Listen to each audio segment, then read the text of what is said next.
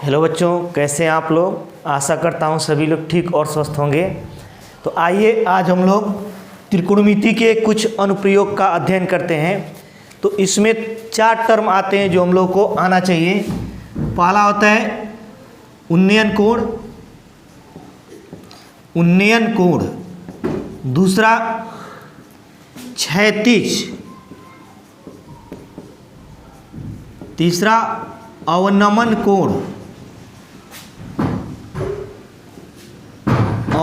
कोण और चौथा दृष्टि रेखा। इन चारों चीज़ों का हमें मतलब मालूम होना चाहिए। तो देखते हैं चारों चीज़ें क्या होती हैं।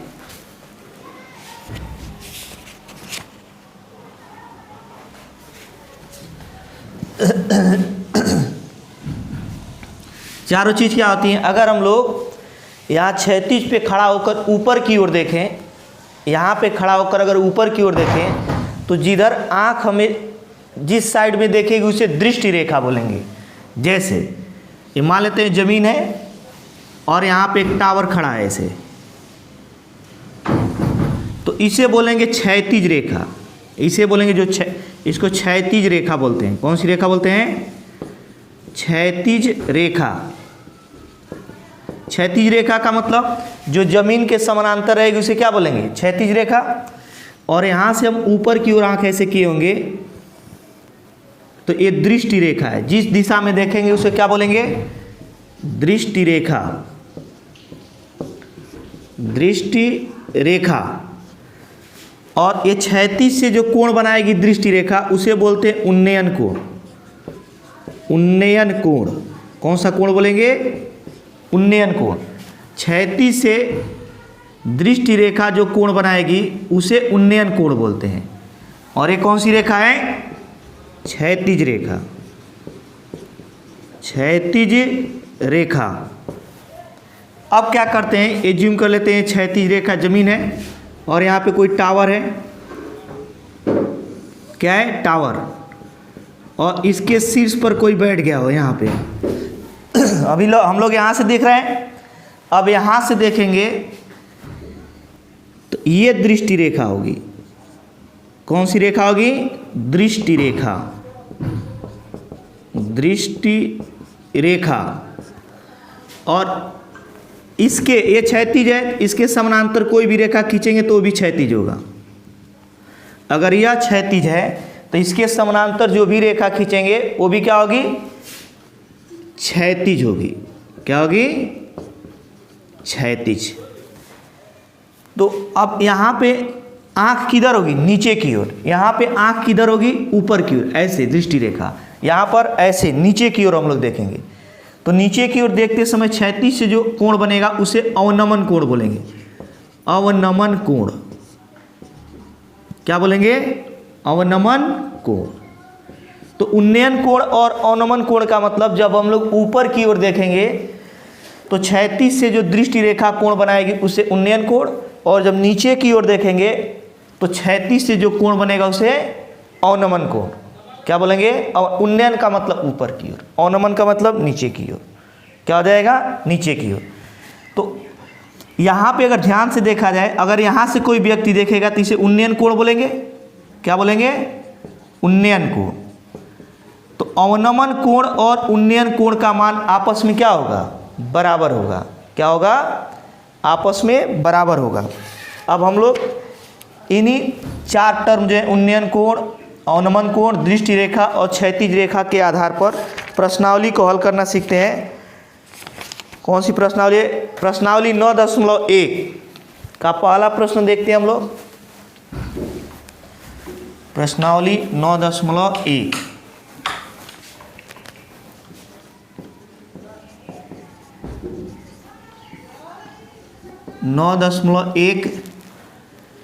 का पहला प्रश्न क्या है? करे सर्कस का एक कलाकार एक 20 मीटर लंबी डोर पर चढ़ रहा है। कितनी मीटर लंबी डोर पे चढ़ रहा है?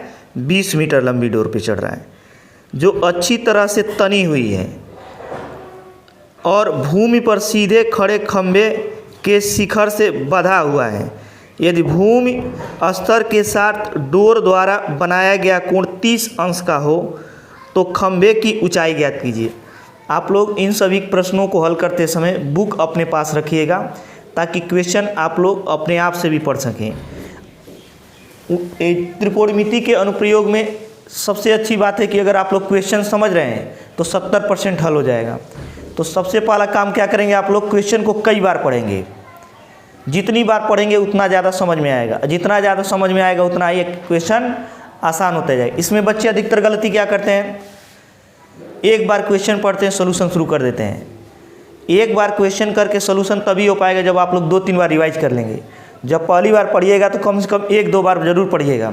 दूसरा चैलेंज क्या होता है, फिगर बनाना। जो बच्चा इसमें फिगर बना लिया तो वो एकदम कन्फर्म है कि क्वेश्चन कर ले जाएगा, 90% चांस होता है। तो कोशिश कीजिएगा इन प्रकार के क्वेश्चनों में अधिक से अधिक फिगर ड्रा कर सकें आप लोग। तो देखते हैं हम लोग। करें, सर्कस का एक कलाकार एक 20 मीटर लंबी डोर पर चढ़ रहा है जो अच्छी तरह से तनी हुई है और भूमि पर सीधे खड़े शिखर से बंधा हुआ है। भूमि पर कोई सीधा खड़ा शिखर ऐसे भूमि है या यह जमीन है, इस पर कोई शिखर मतलब मान लीजिए मीनार है, कोई खंभा है ऐसे, और यहाँ से एक रस्सी को अच्छी तरह से बांध दिया गया है। यहाँ से इसके शिखर से बांध दिया गया है, अच्छी तरह से एकदम तनी हुई डोरी है और इस पर सर्कस का कोई आदमी चढ़ रहा है। बताओ, यदि भूमि स्तर के साथ डोर द्वारा बनाया गया कोण 30 अंश हो, कितना अंश हो, 30 अंश हो, और ये रस्सी कितनी मीटर लंबी है, 20 मीटर लंबी है। रस्सी कितनी मीटर लंबी है, 20 मीटर। तो कह रहे ये खंभा होगा, इसकी ऊंचाई क्या होगी। कह रहे तो खंभे की ऊंचाई ज्ञात कीजिए। सिंपली हम लोग को फिगर बनाना था। ये रस्सी है, यह खंभा है, इसकी ऊंचाई h मान लिए, और ये रस्सी की लंबाई 20 मीटर दिया है, और कह रहे जो रस्सी है वो 36 से 30 अंश का कोण बनाती है। अब दो चीज़ें हमें मालूम है, कोण के सामने की भुजा लंब होती है और एक कर्ण होगा, ये 90 अंश होगा। तो क्या ले ले कि लंब बटा कर्ण आ जाए, साइन 30 अंश। क्या ले लिया जाए, साइन 30 अंश बराबर, ये 30 अंश है तो साइन 30 अंश बराबर लंब बटा कर्ण। लंब हुआ h, कर्ण क्या हुआ 20, तो यहाँ से साइन 30 अंश का मान 1/2 बराबर h/20। h बाई क्या हो जाएगा 20, तो h इक्वल्स टू हो जाएगा 20/2 या h इक्वल्स टू हो जाएगा 10 मीटर। खंभे की ऊंचाई कितना हो जाएगा, 10 मीटर। अब हम लोग देखते हैं इसका दूसरा प्रश्न। प्रश्न नंबर 2 क्या दिया है,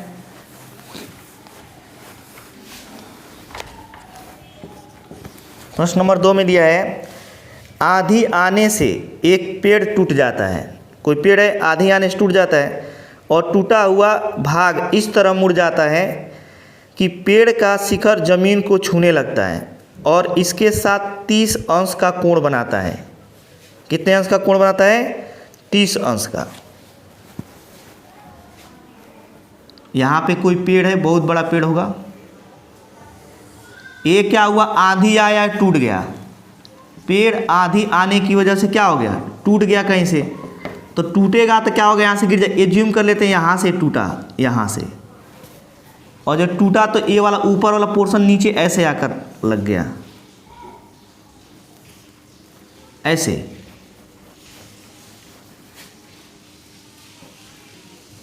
ऊपर वाला पोर्शन ऐसे आकर लग गया और 36 से कितने अंश का कोण बनाए। अगेन मैं रिपीट कर रहा हूँ, आंधी आने से एक पेड़ टूट जाता है और टूटा हुआ भाग इस प्रकार मुड़ जाता है कि पेड़ का शिखर जमीन को छूने लगता है। पेड़ का शिखर होगा जो यहाँ पे था, वो जमीन को क्या होता है, छूने लगता है, और इसके साथ 30 अंश का कोण बनाता है। कौन, शिखर। जो शिखर है, शिखर अभी यहाँ पे था, अब यहाँ पे आ गया, 30 अंश का कोण बनाता है। पेड़ के पाद बिंदु, पाद बिंदु का मतलब जहाँ पे पेड़ खड़ा हुआ है, पाद बिंदु की दूरी जहाँ पेड़ का शिखर जमीन को छूता है। पाद बिंदु की दूरी जहाँ पेड़ का शिखर जमीन को छूता है, मतलब यहाँ तक की दूरी। शब्द ध्यान से पढ़ेंगे, पेड़ का पाद बिंदु और पेड़ का शिखर तो दोनों के बीच की दूरी दिया है, मतलब कंफर्म कर लें कौन सा वर्ड बोला है। पेड़ का पाद बिंदु ये फिक्स कर लें और पेड़ का शिखर ये फिक्स कर लें, इन दोनों के बीच की दूरी दिया है। क्योंकि अगर हम इसमें दूरी सही से नहीं लिखेंगे तो क्वेश्चन सही से सॉल्व नहीं होगा। 8 मीटर है, कितना मीटर है? 8 मीटर। तो कह रहे पेड़ की ऊंचाई बताइए। तो पेड़ तो पहले यहाँ तक था भाई, ये पेड़ जब नहीं टूटा हुआ था तो पेड़ यहाँ तक था, तो इसको हम लोग मान लेते हैं कि x है और इसको मान लेते हैं कि ये y है। ये क्या है? y है। यह x है और ये क्या है? y है। तो अगर यह y है तो टूट कर इधर गिरेगा तो ये भी क्या हो जाएगा? y हो जाएगा। क्या हो जाएगा? y। तो अगर हम लोग यहाँ पे लिखेंगे तो क्या लिखेंगे? सबसे पहले x ज्ञात कर लेते हैं, y ज्ञात कर लेते हैं। तो पेड़ की ऊंचाई हो जाएगा x प्लस y। तो एक बार साइन हमें यह मालूम है और यह ज्ञात करना है, तो लंब बटा क्या कर दें? आधार। तो क्या हो जाएगा? tan 30 अंश बराबर लंब क्या है? x, आधार क्या है? 8। तो यहाँ से लिखेंगे तो 1/√3 बराबर क्या लिखेंगे? x बटा 8। x बराबर क्या हो जाएगा? 8/√3 tan 30 अंश का मान। तो x का मान हमें ज्ञात हो गया। y का मान ज्ञात करना है तो आधार बटा कर्ण, तो cos 30 अंश बराबर आधार 8 बटा कर्ण। कर्ण क्या है? y। तो cos 30 अंश का मान क्या होगा? √3/2 इक्वल्स टू 8 बटा y। यहाँ से y का मान कितना हो जाएगा?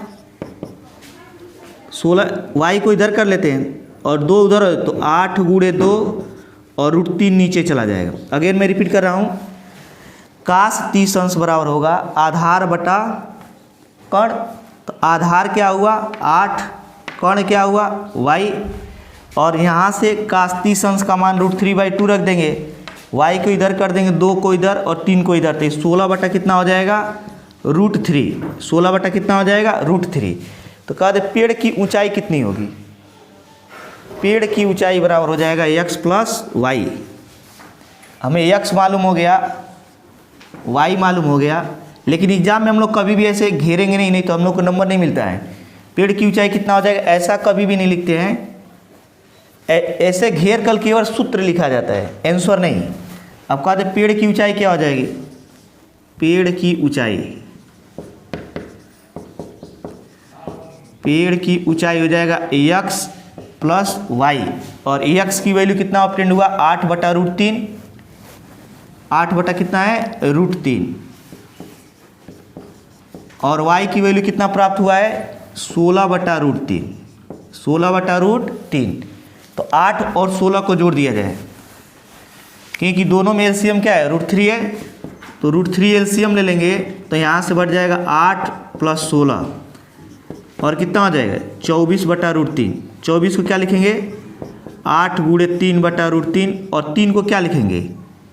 √3 × √3 बटा क्या लिखेंगे? √3। √3 कट जाएगा, 8√3 मीटर हो जाएगा। 8√3 मीटर हो जाएगा पेड़ की कुल ऊंचाई।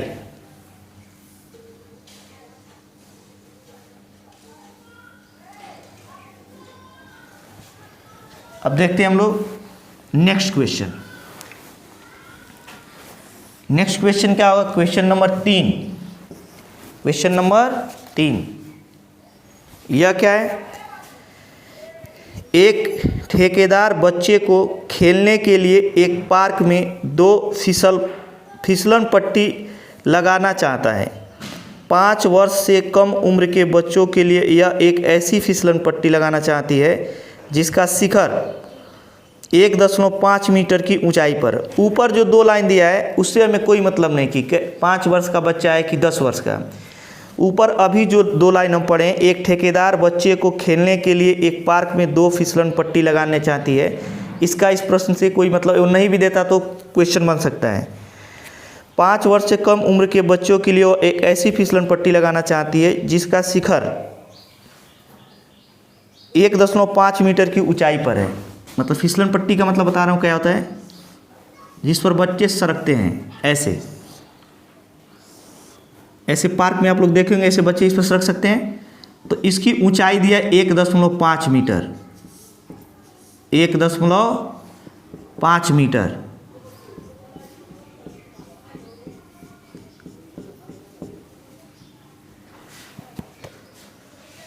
की ऊंचाई पर और भूमि के साथ 30 अंश का कोण पर झुका हुआ है। भूमि के साथ कितने अंश के कोण पर झुका हुआ है? 30 अंश के कोण पर झुका हुआ है। जबकि इससे अधिक उम्र के बच्चों के लिए वह 3 मीटर की ऊंचाई पर एक अधिक ढाल की फिसलन पट्टी लगाना चाहती है जो भूमि के साथ 60 अंश के कोण। प्रत्येक स्थिति में फिसलन पट्टी की लंबाई ज्ञात कीजिए। प्रत्येक स्थिति में फिसलन पट्टी की लंबाई ज्ञात कीजिए। देखते हैं, कह रहे कि यही फिसलन पट्टी होगी, इसकी लंबाई हमें यहाँ ज्ञात करनी है। कैसे ज्ञात करेंगे? पहले इसका ज्ञात करें तो फिर सेकंड वाले के देखते हैं। तो यह हमें इसकी लंबाई, इसका शिखर कह रहे कि जमीन से 1.5 मीटर की ऊंचाई पर है। तो यहाँ से यह लंब दिया है, कर्ण ज्ञात करना है। तो साइन 30 अंश बराबर लिख दें लंब बटा कर्ण। 1.5 बटा कर्ण क्या हो जाएगा? यक्स। तो 1/2 बराबर 1.5 बटा यक्स। यक्स इधर हो जाएगा, 2 उधर चला जाएगा। 2 गुणे 1.5 बराबर 3 मीटर। कितना मीटर ऊंचाई का हो जाएगा? 3 मीटर ऊंचाई की फिसलन पट्टी होगी। नेक्स्ट हम लोग देखते हैं, यहाँ पे मान लेते हैं कह रहे कि अब दूसरा फिसलन पट्टी बनानी चाहते हैं। उसकी विशेषता क्या है? जबकि इससे अधिक उम्र के बच्चों के लिए 3 मीटर की ऊंचाई पर, 3 मीटर की ऊंचाई पर, यहाँ पर 3 मीटर ऊंचा हो गया। कितना मीटर ऊंचा हो गया?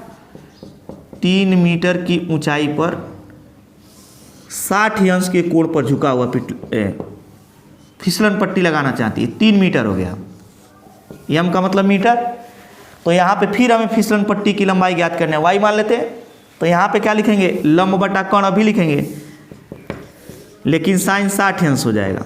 3 बटा वाई, साइन 60 अंश का मान क्या होता है? √3/2 इक्वल्स टू 3/y।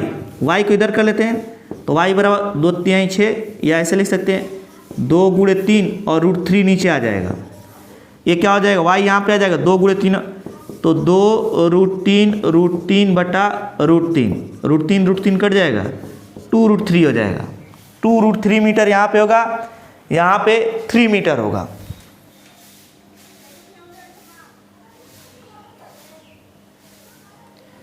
अब हम लोग देखते हैं नेक्स्ट क्वेश्चन कौन सा है। Question number 4। ये क्या दिया है?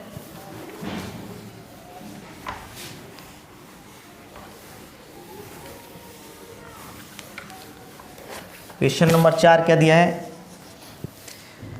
भूमि के एक बिंदु से जो मीनार के पाद बिंदु से 30 मीटर दूर है। मीनार कोई बनाते हैं, पहले मीनार का मतलब होगा कोई खंबा होगा, ऊंचा खंबा, उसी को बोलेंगे मीनार। और पाद बिंदु का मतलब समझिए आप लोग, जहाँ पर कोई वस्तु खड़ी रहती है वह उसका पाद बिंदु है। जैसे मीनार यहाँ पे खड़ा हो खंबा, तो यह पाद बिंदु, क्योंकि ये बार बार टर्म आएगा तो इसमें कन्फ्यूज मत होइएगा। यहाँ पे जिस बिंदु पर कोई भी वस्तु खड़ी रहेगी उसे उसका पाद बिंदु बोले। कह रहे मीनार का पाद बिंदु, तो सबसे पहले मीनार बनाते हैं, पाद बिंदु ले लेते हैं। भूमि के एक बिंदु से, भूमि का ये जमीन है, जमीन का मतलब भूमि ही होगा। भूमि के एक बिंदु से, एक बिंदु यहाँ पे ले लेते हैं से मीनार का पाद बिंदु कितना मीटर दूरी पे है? 30 मीटर। भूमि के एक बिंदु से मीनार का पाद बिंदु 30 मीटर की दूरी पर है। मीनार के शिखर का उन्नयन कोण 30 अंश है। उन्नयन कोण का मतलब हम लोग सीधा ऐसे ऊपर की ओर देखेंगे। उन्नयन कोण कितना है? 30 अंश है। उन्नयन कोण 36 से बनाए। दृष्टि रेखा होगी, कौन सी रेखा होगी? दृष्टि रेखा। मीनार की ऊंचाई ज्ञात कीजिए। मीनार की ऊंचाई हमें यच ज्ञात करें। कैसे ज्ञात करेंगे? मीनार की ऊंचाई ज्ञात करने के लिए लंब बटा आधार ले लेंगे। तो tan 30 अंश बराबर, तीसी तो हाँ, tan 30 अंश बराबर हो जाएगा यच बटा 30। यच बटा क्या हो जाएगा? 30 हो जाएगा। तो यहाँ से 1/√3 इक्वल टू यच बाई 30। 30 को इधर कर देते हैं, 30 बटा √3 बराबर h। 30 को क्या लिख सकते हैं? 3 गुणे 10 बटा √3 बराबर h। तो यहाँ से √3 गुणे 10 बटा √3 बराबर h। 10 √3 बराबर h। 10 √3 बराबर क्या हो जाएगा? h हो जाएगा। तो ये मीनार की ऊंचाई होगी। क्या होगी? मीनार की ऊंचाई। अब 5वां देखते हैं।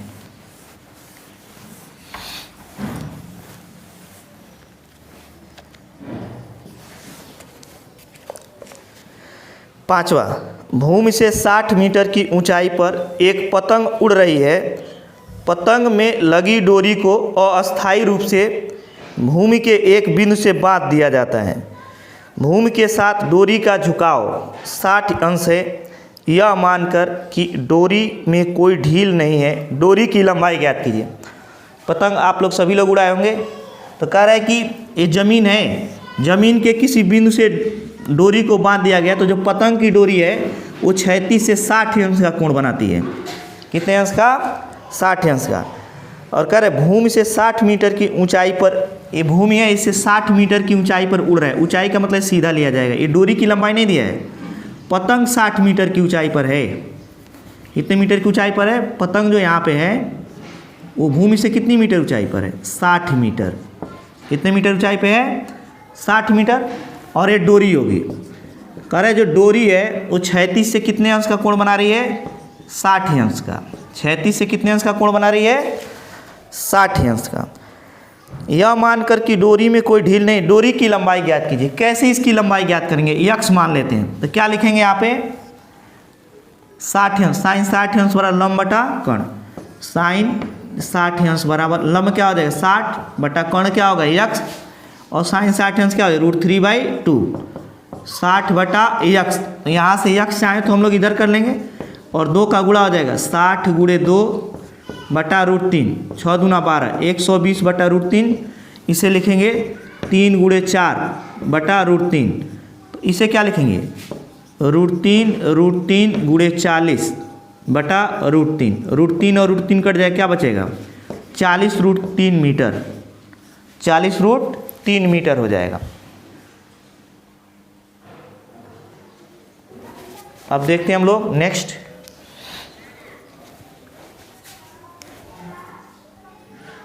नेक्स्ट क्या होगा? Question number 6। Question number 6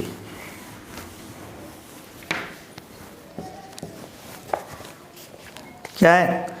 1.5 metre लंबा एक लड़का 30 मीटर ऊंचे एक भवन से कुछ दूरी पर खड़ा है। जब वह ऊंचे भवन की ओर जाता है तब उसकी आंख से भवन का उन्नयन कोण 30 से 60 हो जाता है। बताइए कि वह भवन की ओर कितनी दूरी चल कर गया। मैं बता रहा हूँ। मान लिया जाए यहाँ पे कोई घर है और ये ज़मीन है और यहाँ पर कोई बालक है। पहली बार जब देखा इसके शिखर को भवन के, तो कितने अंश का कोण बना? 30 अंश का। कितने अंश का? 30 अंश का। और ये बच्चे की जो लंबाई है वह खुद 1.5 मीटर है। उसको भी बनाते हैं। ये कोई भवन है जो ज़मीन पर खड़ा होगा, इसका एक पाद बिंदु होगा और यहाँ पे कोई बच्चा है जो खुद कितना मीटर ऊंचाई का है? 1.5 मीटर ऊंचाई का है। यहाँ पर था, तो ये जो कोण बनाएगा उसका नेत्र कोण बनाएगा। क्या बनाएगा? नेत्र कोण बनाएगा। तो 1.5 मीटर ए भी होगा। अगर यह इसकी लंबाई 1.5 मीटर है तो यह यहाँ पर भी इसके समानांतर लाइन खींचेंगे तो 1.5 मीटर होगा। तो कह रहे पहली बार जब उन्नयन कोण बनाता है तो 30 अंश का, क्योंकि कोण इसका नेत्र बनाएगा, इधर का कोई पोर्शन तो बनाएगा नहीं, तो यहाँ से कोण लिया जाएगा 30 अंश। फिर कह रहे जब बालक कुछ आगे चला गया यहाँ पे तो क्या हुआ? तो यहाँ इसका उन्नयन कोण बढ़कर क्या हो गया? 60 अंश हो गया। कितना हो गया? 60 अंश। कह रहे बालक कितना आगे बढ़ा, ये हमको फाइंड करना है। तो क्या करते हैं? इसको हम लोग y मान लेते हैं। क्या मान लेते हैं? y। अब कैसे इसको हम लोग इवेल्युएट करेंगे?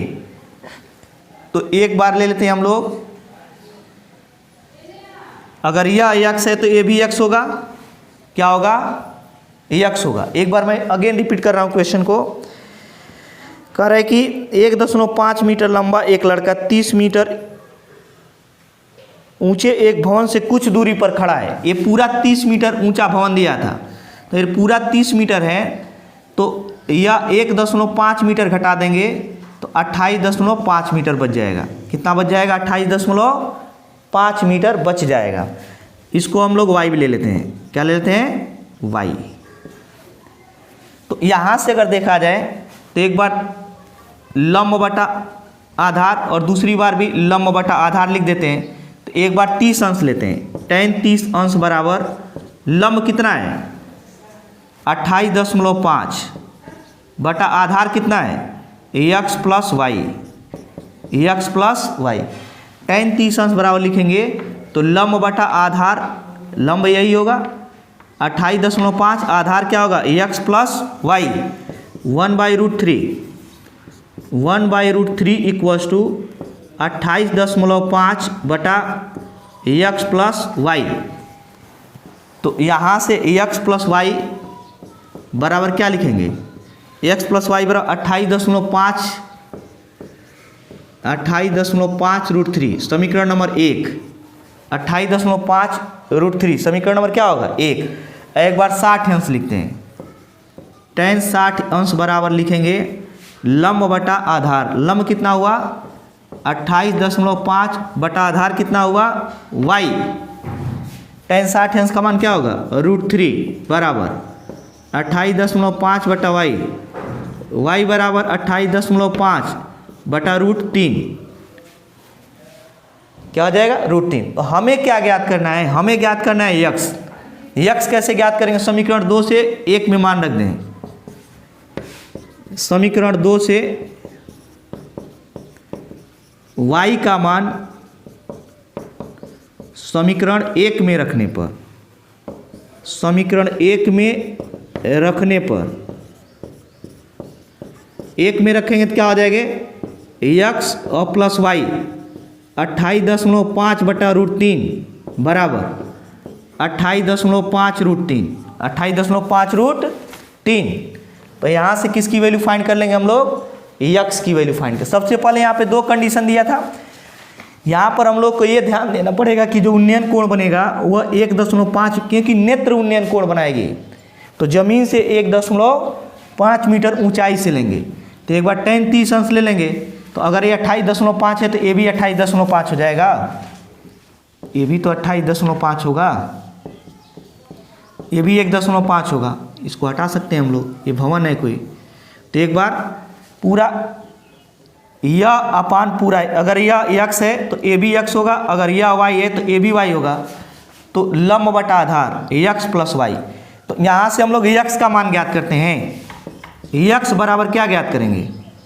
28.5 √3 माइनस 28.5 बटा √3। इसका इसमें गुणा कर दो, 28.5 गुणे 3 माइनस 28.5।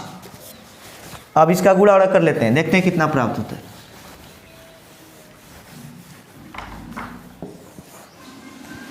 x बराबर, इसका इसमें गुणा करें, 3 × 5 = 15, 3 × 8 = 24, 24 × 1 = 25, 25 के 5 और 3 दूनी 6, 6 2 8 माइनस 28.5 बटा क्या लिखेंगे? √3।